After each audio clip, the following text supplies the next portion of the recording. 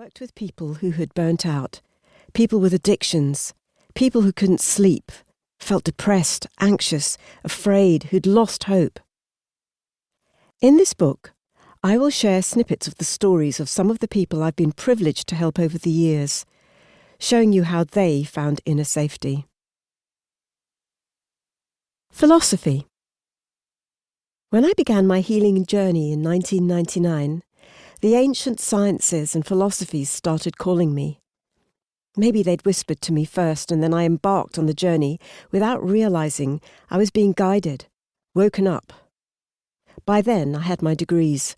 My left brain had been trained and honed by years of academic study and research. But the whys were still clamouring for my attention, and I needed to look beyond the reductionism of academic research to find more answers. My intuition was telling me that there was so much more to learn. I was feeling things, intuiting things, but unable to understand or trust what I was feeling.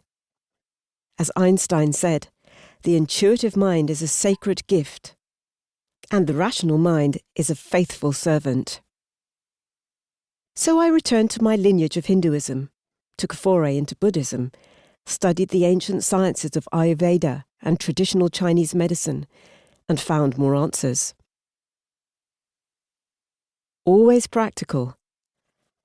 I've learnt so much over the years and amassed so many tools and resources. I always share these in my work as well as practicing them myself. I share nothing that I don't practice myself. Physician, heal thyself. Many of the tools I'll share with you might seem like small things. How could they possibly make a difference? But there are times when we are tired, burnt out, and feeling at a loss, and we don't have the energy to make big changes.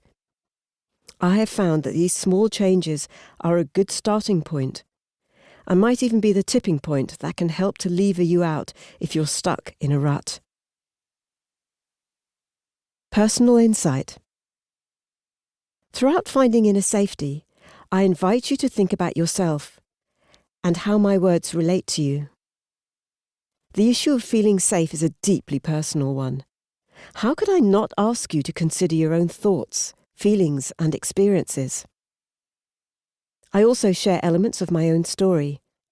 I have hinted at this in my previous books, but this time I felt it was necessary to share more. This book is definitely not a memoir, but I share because I want you to know that I have lived what I talk about, and not just studied it or worked with it.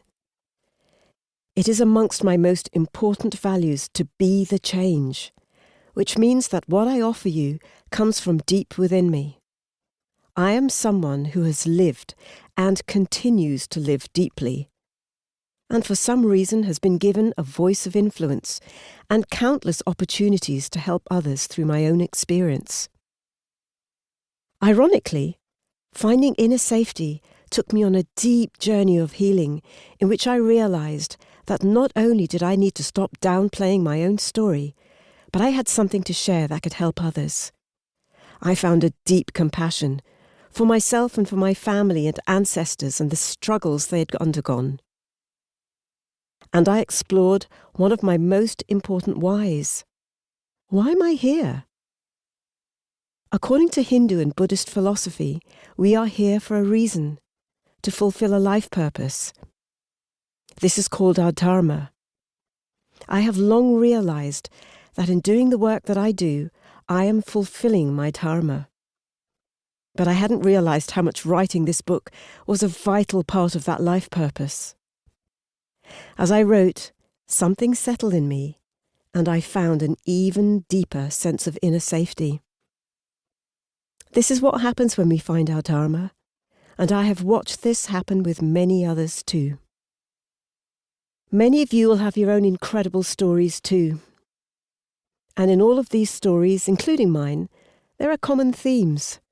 Uprootings, awakenings, and realizations, dealing with challenges, going into one's depths to source clarity and resources, finding mentors and building supports that enable you to emerge differently with a deeper sense of inner safety.